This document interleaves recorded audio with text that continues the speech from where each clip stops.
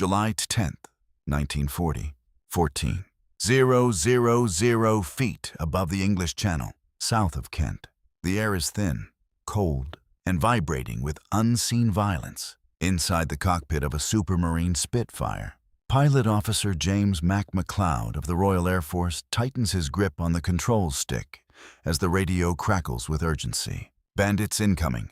Multiple formations. Vector 090, Angels 15. Below him, the sea stretches like a steel slab under a summer sky that no longer feels like summer. Ahead, somewhere beyond the horizon, an entire war machine is assembling itself in the air. But MacLeod is not alone in this sky. Across Fighter Command's scattered squadrons hurriedly rebuilt. After the chaos in France, men from across the British Empire are now bound together in the defense of Britain's last open door. And among them are Australians, young men from Sydney, Melbourne, Brisbane pilots who had grown up under a sun that rarely knew fear of invasion, now flying Hurricanes and Spitfires over a country they had sworn to defend, despite it not being their own. In No. 3 Squadron, Royal Australian Air Force. Squadron leader Wilfred Woof. Arthur stands in the dispersal hut at RAF Kenley, studying a chalkboard map covered in red grease pencil arrows. His voice is calm, almost detached. "They're testing us," he says, probing the radar chain. If they find a gap, they'll pour through it. Outside, ground crews rush between aircraft, pulling on fuel hoses, checking Browning machine guns, wiping oil-streaked windscreens. The smell of aviation fuel hangs heavy in the summer heat.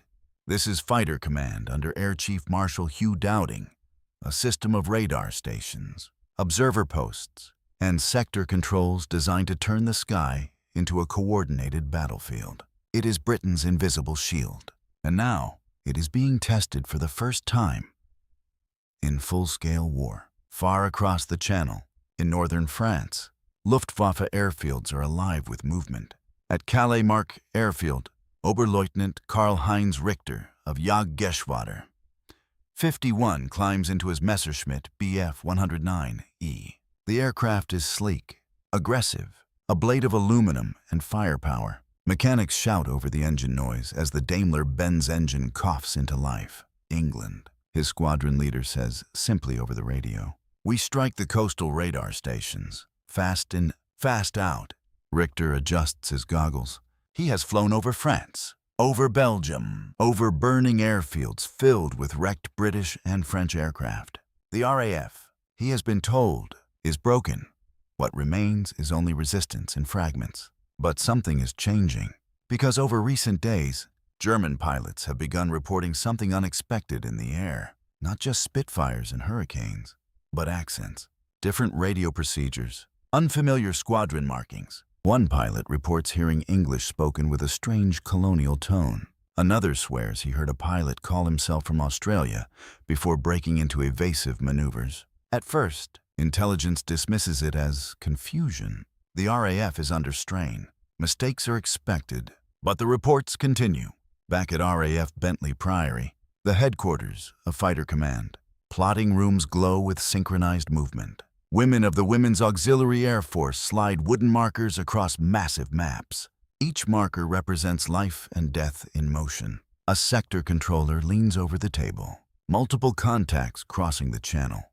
Dover sector is lighting up like a Christmas tree. Dowding system responds instantly. Squadrons are scrambled, not in panic, but in calculation. Among those scrambled today is No. 452 Squadron, Royal Australian Air Force, recently formed and already blooded in combat operations alongside the RAF. At RAF Kenley, engines roar as Spitfires taxi into position. The pilots sit in silence now. No bravado, no speeches, only concentration. Pilot Officer John Bluey Dixon, originally from New South Wales, glances at his wingman. "Same drill as yesterday," he says over the intercom. "Find them, hit them, come home if you can." The wheels lift, the sky opens, and the Battle of Britain expands another inch toward its breaking point. High over the Channel, German formations begin to cross into British radar coverage. The RAF rises to meet them, And somewhere in the chaos of rising contrails, neither side yet realizes that the war in the air has become something new. Not just Britain defending Britain, but an empire in the sky. And among the Spitfires climbing through cloud and flak, Australian pilots are already waiting. July 10th, 1940. 500 feet above Dover Strait. The sky is no longer quiet. It is fractured by engine roar, radio static, and the sharp, metallic crack of machine gun fire cutting through open air. Pilot Officer James Mac McLeod jerks his Spitfire into a climbing turn as his cockpit shudders. Ahead, the German formation finally breaks into full view. Messerschmitt BC-109. Escorting a wave of Dornier. Do-17 bombers glinting in the sunlight like insects made of steel. Bandits confirmed. Break and engage. The RAF formation splits instantly. Below, coastal radar stations at Dover and Forness are already feeding coordinates into Fighter Command's network. On the ground, controllers move wooden markers with mechanical precision, but in the air, everything becomes chaos. McLeod dives. Tracer fire rips past his wingtip. A Dornier bomber fills his gun sight steady, unaware for a split second of what is about to happen. He squeezes the trigger. The Spitfire's 303 Browning machine guns erupt. The sky in front of him turns into a vibrating sheet of fire. The bomber's starboard engine erupts in smoke. It begins to fall. But even as McLeod pulls away, something unusual happens on the radio net. A voice calm, clipped, unfamiliar cuts through RAF chatter. Blue 2 engaging high cover. Target acquired. Stand by. The accent is not British. Not quite. It is Australian. At first, there is no reaction. Not in the cockpit. Not in command. In battle, there is no time to question voices, only to survive them. But in the air above the channel, German pilot Oberleutnant Karl-Heinz Richter hears it too. He snaps his head toward his wingman. "Did you hear that?" He shouts into his throat mic. "Affirmative," comes the reply. English, but not English. Richter banks sharply left, scanning the sky. And then he sees it, a Spitfire diving out of cloud cover, but its attack angle is different. Aggressive, unhesitating. The pilot does not behave like the cautious RAF instructors described in intelligence briefings. This pilot commits fully. The Spitfire slams into a climbing Bf-109, forcing it into a violent roll. German cannon fire flashes back, but the RAF aircraft refuses to break off. Richter watches, unsettled. That pilot, his wingman says, he's not RAF trained. That's different doctrine. Inside the Spitfire, Pilot Officer John Bluey Dixon is breathing hard, his voice steady but sharp. "Target smoking. He's mine if he turns left." His wingman replies instantly. "Copy that.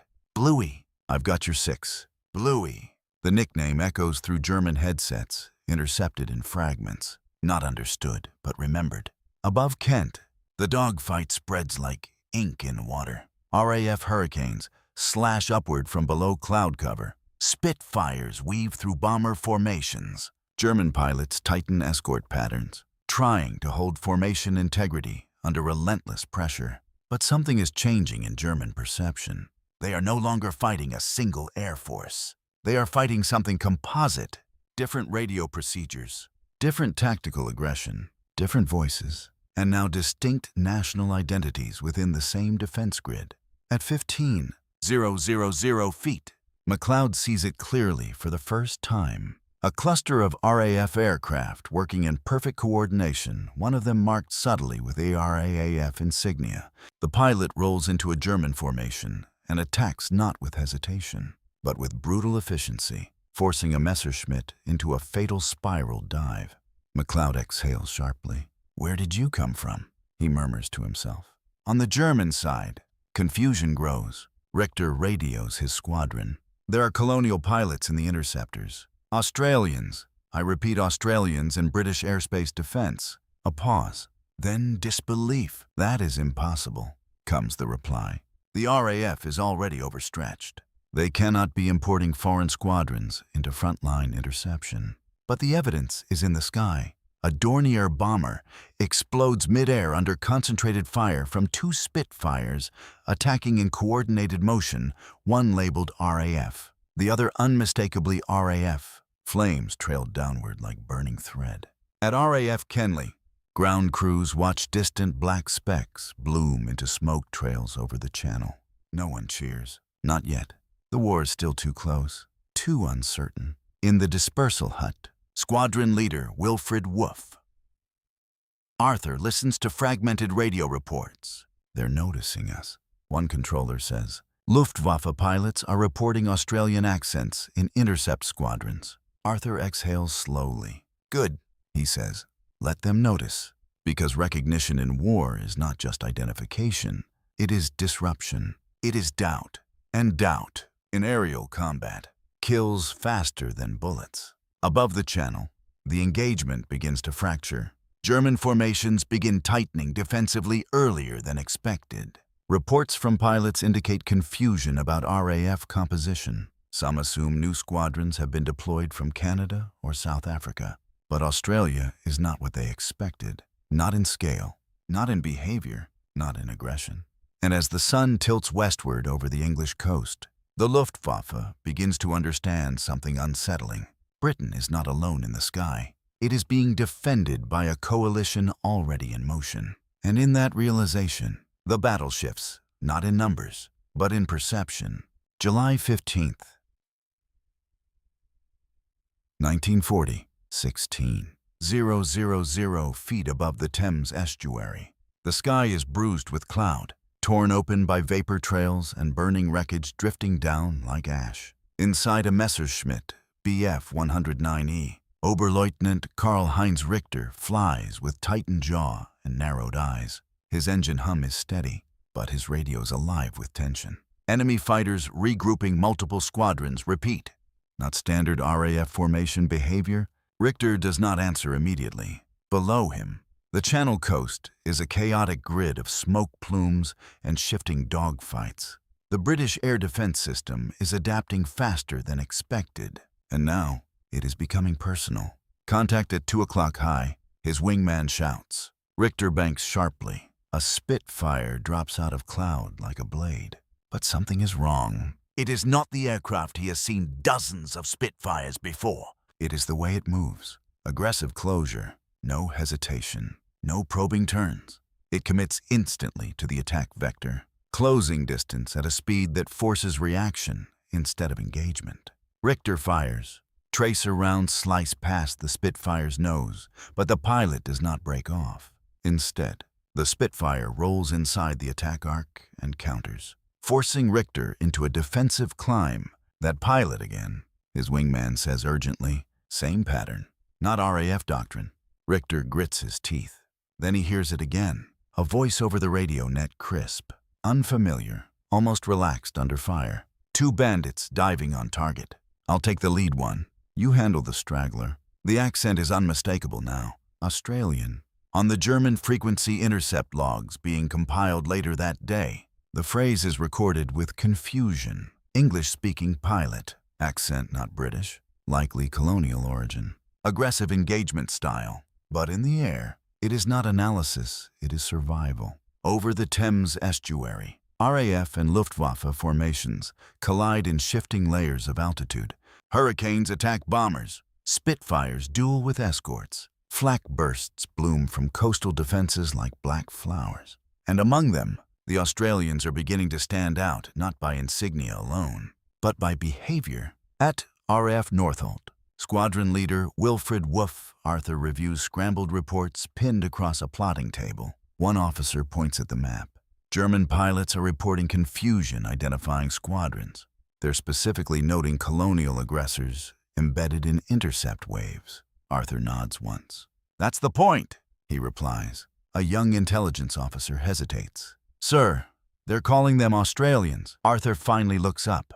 Good, he says again. Then they're seeing them clearly. Because in war, invisibility is not always advantage. Sometimes recognition is disruption.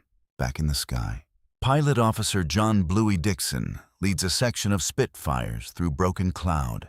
His aircraft vibrates under sustained throttle as he climbs into position behind a retreating Heinkel He-111 bomber. Bluey, you've got two on your tail, his wingman warns. I know. Bluey replies calmly. He does not turn immediately. Instead, he continues his attack run. A burst of cannon fire from above clips the bomber's wing. The aircraft begins to list, smoke trailing. Only then does Bluey roll violently to the left, pulling into a defensive dive that brings him head-on with a diving Messerschmitt. For a fraction of a second, both pilots are locked in mirrored intent. German pilot Unteroffizier Hans Keller sees the Spitfire clearly now. It is close enough to read markings, and the voice over the radio, still echoing in intercepted fragments, repeats something Keller cannot place. Come on, mate, just one more turn. Mate. The word means nothing to him, but the tone does. It is not panic. It is control. Keller fires. Bluey pulls hard, the Spitfire shuddering under extreme G-force. The bullets miss by meters. Bluey counters instantly, snapping into a climbing turn that places him behind Keller's 109. One burst. The Messerschmitt catches fire. It spirals downward toward the estuary. On the German channel, Richter hears Keller's final transmission cut into static. Silence follows. Then tension. Then realization spreading across multiple pilots at once. These are not the RAF pilots they studied. These are something else embedded within them. At 17,000 feet, the battle begins to thin. Fuel limits, damage, and fragmentation force disengagements. German bombers turn back toward France, shedding altitude. Escorts follow. But reports continue coming in. Colonial pilots engaged. Unidentified accents in RAF communication. Non-standard tactics, extreme aggression in close combat. And one final line from Richter's squadron log. Enemy cohesion stronger than expected. Multinational coordination confirmed. As the Luftwaffe formation withdraws across the channel, the sky slowly empties. But the realization does not fade. It lingers, because for the first time in the campaign, German pilots are no longer confident they are fighting a predictable enemy. They are fighting a network of nations converging into a single defense, and among them Australians, flying not as guests of war, but as its sharpest edge. July 18th, 1940, S-18,000 feet above southern England, near RAF Biggin Hill. The sky is clearer today, but no less dangerous. A thin haze hangs over the landscape below fields, villages, and winding rivers that now sit beneath the constant expectation of incoming attack. Britain is waiting again. Inside the cockpit of a Supermarine Spitfire, Pilot Officer James Mac McLeod adjusts his oxygen mask. His hands are steadier now than they were a week ago, but his eyes carry something new. Experience sharpened by repetition. Enemy raid forming over Calais sector, comes the voice over radio. Estimated 40-plus aircraft, bombers with fighter escort, scramble all available squadrons. The system responds instantly. Engines roar to life across RAF Biggin Hill. Hurricanes and Spitfires roll down grass runways carved into the English countryside, lifting into a sky that no longer feels like airspace, but territory under siege. Among them is No. 452 Squadron, Royal Australian Air Force. Squadron leader Wilfred Woof. Arthur stands at dispersal, watching aircraft climb in sequence. There is no ceremony, only motion. A ground crewman shouts over engine noise. Sir, German reconnaissance reports are increasing. They're specifically identifying Australian units now. Arthur doesn't look away from the sky. Good, he replies. Because identification in war changes behavior, and behavior changes survival.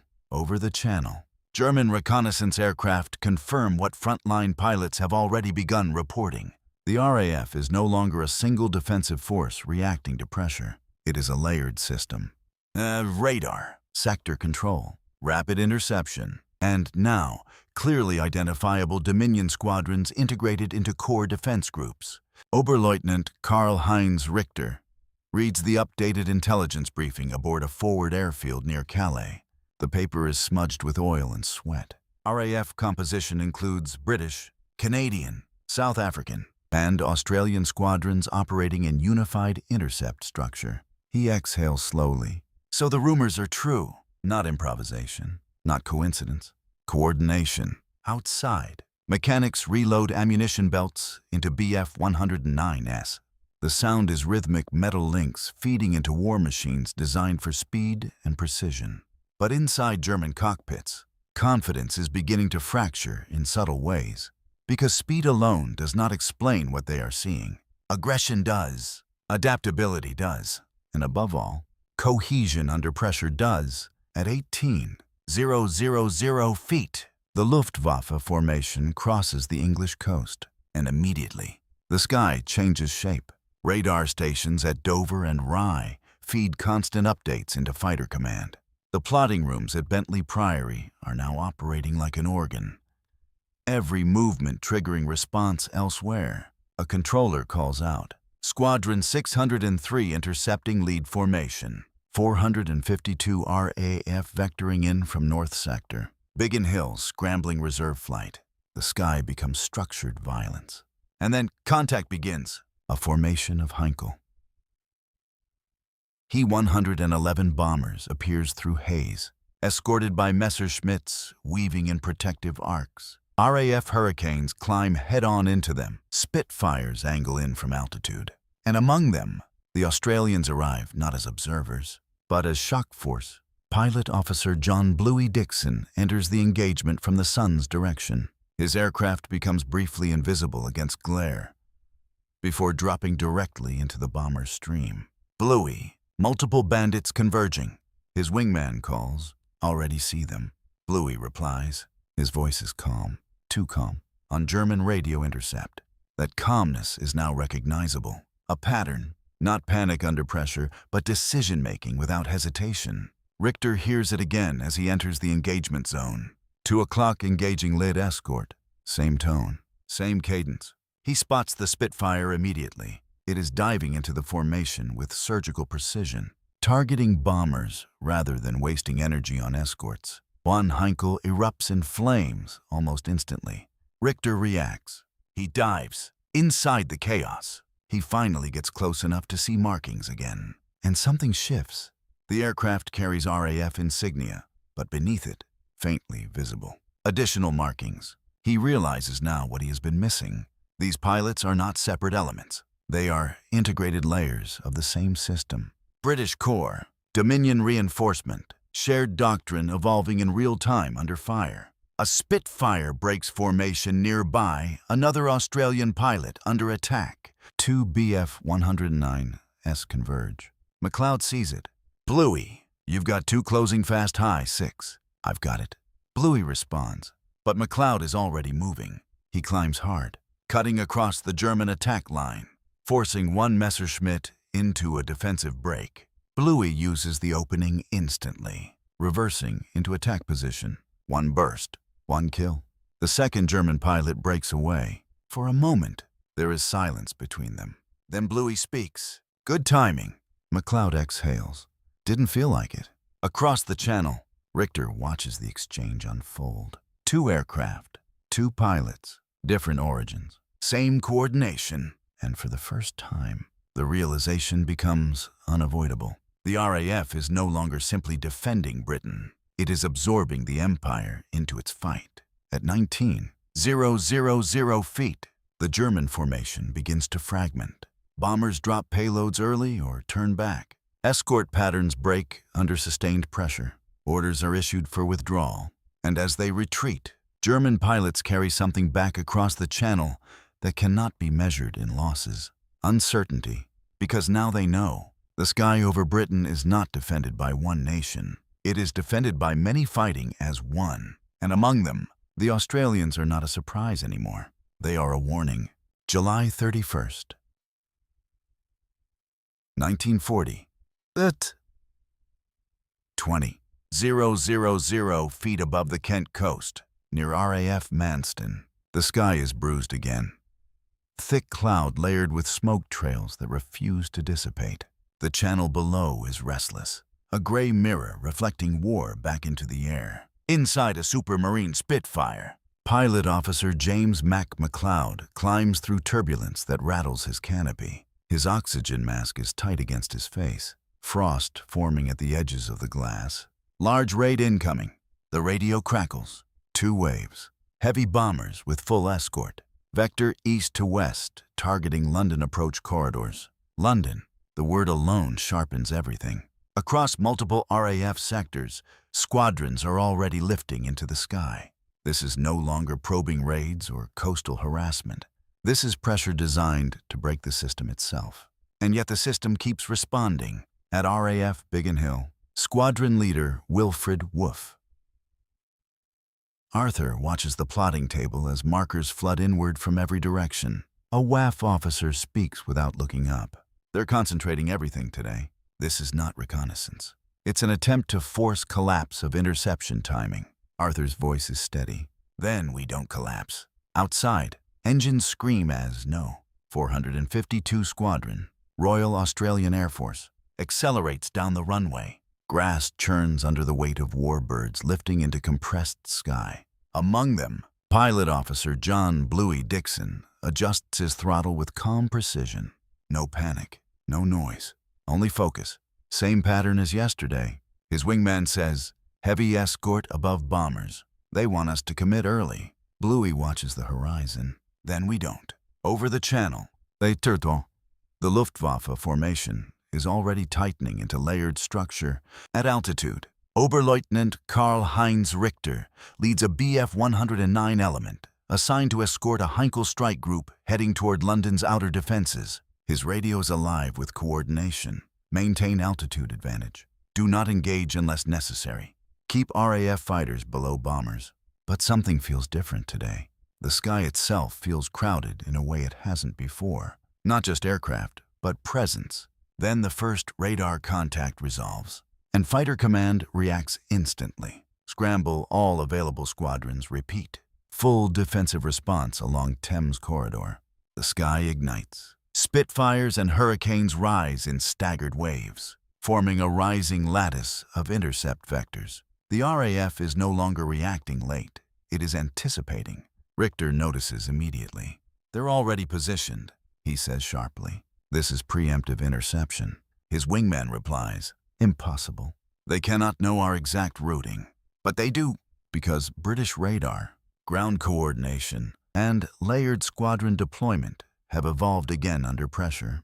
The system is no longer static. It is learning. At 21,000 feet, the engagement begins. Heinkel bombers push forward in formation. RAF fighters rise into intersecting attack paths.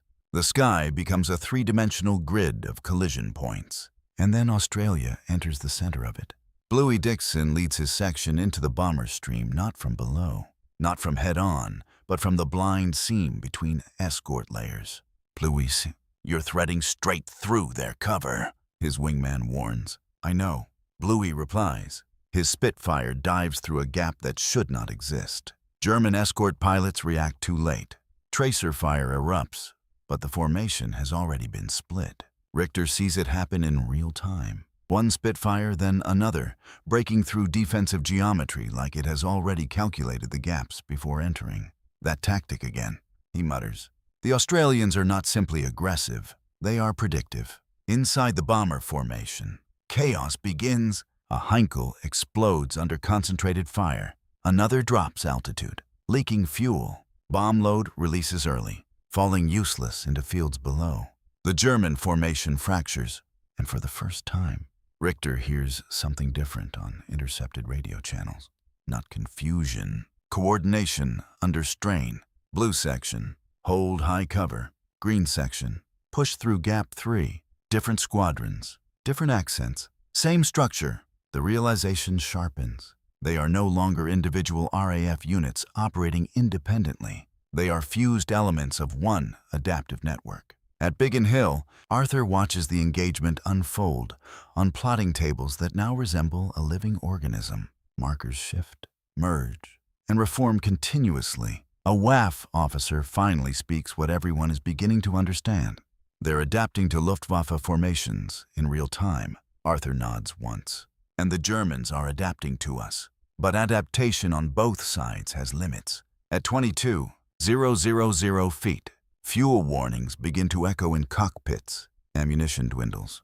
Engines strain under sustained combat loads. German bombers begin turning back prematurely. Escort fighters disengage in fragmented groups. The raid is collapsing not in one moment, but in cascading failure. Richter radios withdrawal. Formation compromised. All units disengage and return to Calais. But as he turns, he sees something that stays with him longer than the battle itself. A formation of Spitfires not chasing disorganized targets, not wasting energy, but holding position, regrouping, and immediately redistributing altitude coverage. They are not exhausted. They are reorganizing. That is the moment it becomes clear. The RAF is not simply surviving attacks. It is refining itself through them. And among those formations, the Australians are visible again, not as anomalies, but as anchors within the system. McLeod levels his aircraft beside Bluey as the sky begins to empty. "Think they'll come back tomorrow?" McLeod asks. Bluey glances at the retreating contrails. "They'll have to," he says. "Why?" "Because," Bluey answers silently but does not say it aloud. They still haven't understood what they're fighting yet. Far below, the last German aircraft crosses back over the channel, and with it, something new returns to France. Not just damaged aircraft, but a changed perception of the war above Britain. A realization that the sky is no longer contested by strength alone. It is contested by coordination, and in that coordination, a multinational defense has already taken shape. The Luftwaffe can no longer dismiss, especially not the Australians. August 12th, 1940. 500 feet above the Solent. Near RAF Tangmere, a cold blue sky stretches over southern England, deceptively calm, as if the war has been paused by weather rather than force. Inside the cockpit of a Supermarine Spitfire, Pilot Officer James Mac McLeod checks his fuel gauge. The needle is lower than he would like, but not critical. His hands are steady now, in a way that they were not weeks ago. That is the change no one speaks about openly. Not courage, not fear, but familiarity. Radar pickup confirmed, the voice over the radio says. Multiple enemy formations assembling over Pas de Calais. Estimated strength, large. A pause. Then the controller adds, almost clinically, "This is likely a coordinated daylight strike toward southern airfields." At RAF Tangmere, engines are already running. No hesitation anymore. No confusion. The system moves before the raid fully forms. Pilots are briefed in motion. Aircraft already taxiing as intelligence is still being processed. Among them, 452 Squadron, Royal Australian Air Force, lines up again. Squadron leader Wilfred Woof. Arthur stands beside his aircraft for a moment longer than usual. A ground crewman leans in. "Sir." They're concentrating escorts tighter now. "Germans are reacting to our interception timing." Arthur nods. "Good," he says quietly. That means it's working. Inside another Spitfire, Pilot Officer John Bluey Dixon tightens his harness. No words over intercom yet. Just engine rhythm. Just expectation. And then, takeoff. The sky fills again. But something is different today. Over the channel, German formations are already adjusting before British interception begins. Escort fighters are flying higher. Bombers are staggered in new spacing patterns. Oberleutnant Karl-Heinz Richter notices it immediately. They've changed their formation doctrine again. He says into his radio, "This is not the same RAF as 2 weeks ago." His wingman responds, "Tense. They are reacting before we complete assembly." How is that possible? Richter does not answer right away, because the answer is becoming uncomfortable. It is not that the RAF is predicting them. It is that the RAF is learning them faster than they can adapt.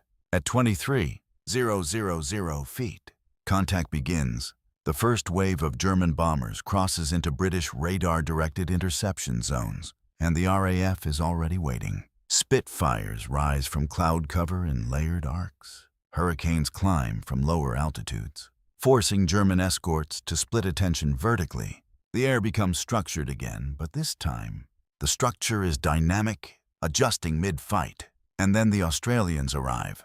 Bluey Dixon leads his section into the engagement not from a traditional intercept vector, but from a lateral climb designed to intersect escort coordination rather than bombers. Bluey, that puts you inside their fighter screen. His wingman warns. I know. Bluey replies. A pause. Then calmly. That's the point. They enter the German formation from an angle that forces immediate reaction from escort pilots. Richter sees it unfold. Break starboard, 2 Spitfires penetrating escort layer. But the penetration is already complete.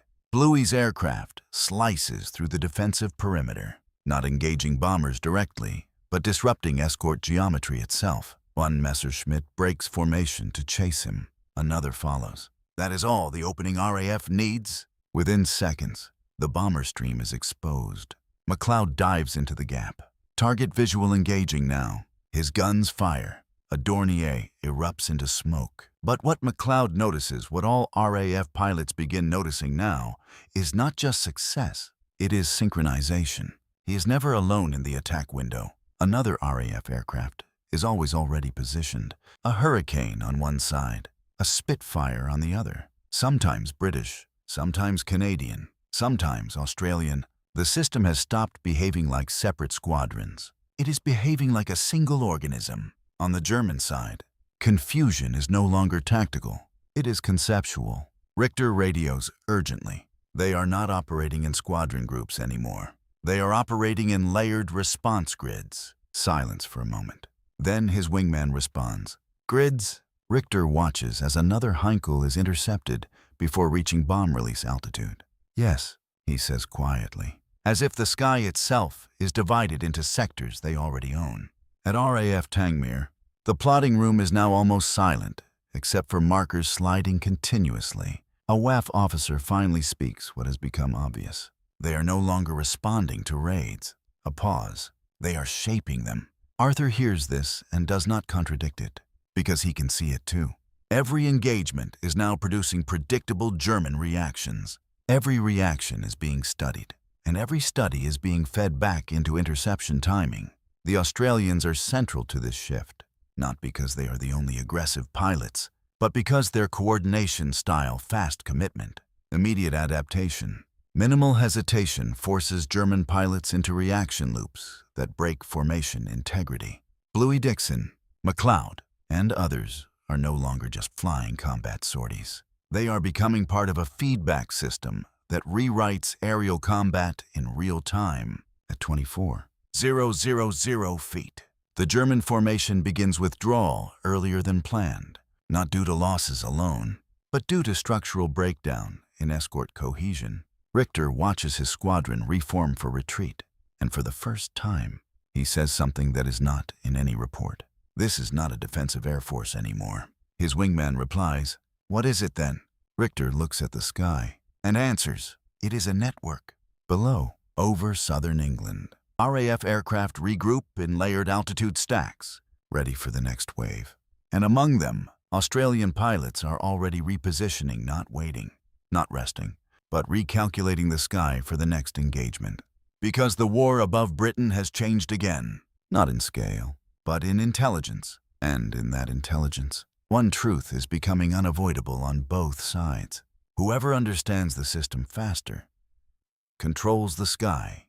August 20th, 1940, 24,000 feet above the Thames estuary. The morning light is pale, almost fragile, as if the sky itself is exhausted from weeks of continuous violence. But there is no exhaustion in the engines, only continuation. Inside a Supermarine Spitfire, Pilot Officer James Mac McLeod listens to the radio chatter tighten into focus. The voice of fighter command is no longer hurried. It is controlled, measured like a metronome, marking the rhythm of war. Incoming raid, forming over Calais sector, estimated 70-plus aircraft. Multiple bomber streams, escort density increased. A pause. Then, this is a coordinated strike toward London approaches. All sectors engage. At RAF Northolt, Biggin Hill, and Tangmere, the response begins before the enemy fully crosses the channel. Engines ignite in sequence. Squadrons lift in layered waves, and among them 452 Squadron. Royal Australian Air Force already in motion. Squadron leader Wilfred Woof Arthur stands in dispersal for only a moment before climbing into his cockpit. There is no longer need for long briefings. The pattern is known. The enemy will come in strength. The RAF will meet it in structure, and the Australians will be where structure needs force. Same doctrine. His ground crewman asks. Arthur tightens his straps. Same sky, he replies. But he knows it is no longer the same war. Takeoff is immediate. The sky above southern England fills again with converging flight paths. Radar stations feed continuous updates into plotting rooms that now resemble living command organs. And something subtle has changed in the past days. The Luftwaffe is no longer arriving with confidence. It is arriving with caution. Over the channel, Oberleutnant Karl-Heinz Richter leads his Bf 109 section into escort position for a massive bomber formation. But even before contact, he notices something unsettling. The RAF is already partially positioned, not fully, not predictively perfect, but close enough that interception feels anticipated rather than reactive. His wingman breaks the silence. How are they arriving this fast? Richter does not answer immediately, because he is beginning to understand the uncomfortable truth. They are no longer reacting to raids. They are shaping interception windows around expected German timing. At 25,000 feet, the first engagement begins. A wave of Heinkel He-111S crosses into British airspace. RAF Hurricanes rise head-on. Spitfires climb from altitude in intersecting arcs. But this time, the Germans do not break formation immediately. They hesitate. That hesitation is new, and it costs them. Bluey Dixon enters the battle from above cloud cover, his Spitfire cutting into the escort structure at an angle designed not to attack bombers, but to split fighter coordination. Bluey, you're threading right through their top cover again. His wingman warns. I know. Bluey replies calmly. His aircraft drops into the escort formation. For a split second, German pilots react to him as a single threat. Then another Spitfire appears. Then another. The formation splits its attention. That is all it takes. McLeod sees the opening below. Engaging bombers stream now. His guns open. A Heinkel erupts into fire. But what changes the battle today is not destruction. It is simultaneity. Multiple RAF aircraft are now striking different layers of the formation at the same time, not sequentially, not reactively, but in synchronized pressure across altitude bands. Richter watches in disbelief as his escort structure collapses under distributed engagement. They are not concentrating force, he says into his radio. They are distributing it. Silence follows. Then his wingman responds. That is impossible. Coordination at that scale requires centralized control delays. Richter looks down at the chaos forming beneath them and realizes something worse. There is no delay, he says quietly. At RAF Bentley Priory, the plotting rooms are no longer simply tracking engagements. They are anticipating breakdown points.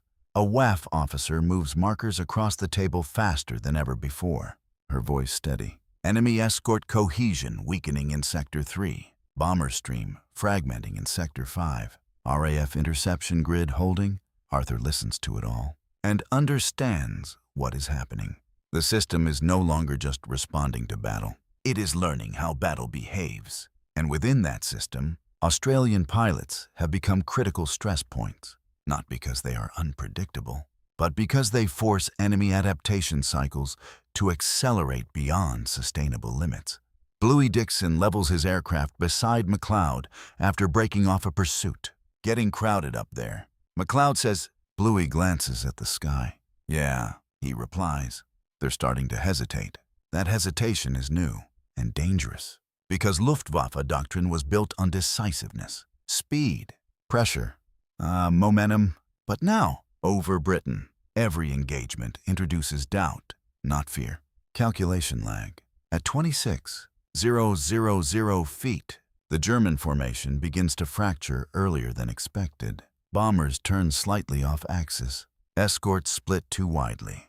Communication delays increase as radio channels become overloaded with fragmented reports. Richter finally gives the order. Abort primary target run. All units disengage and return to Calais. But as he turns, he sees something that confirms everything. RAF aircraft are not pursuing aggressively. They are repositioning, already reforming, already resetting interception layers for the next wave. The battle is not ending. It is cycling.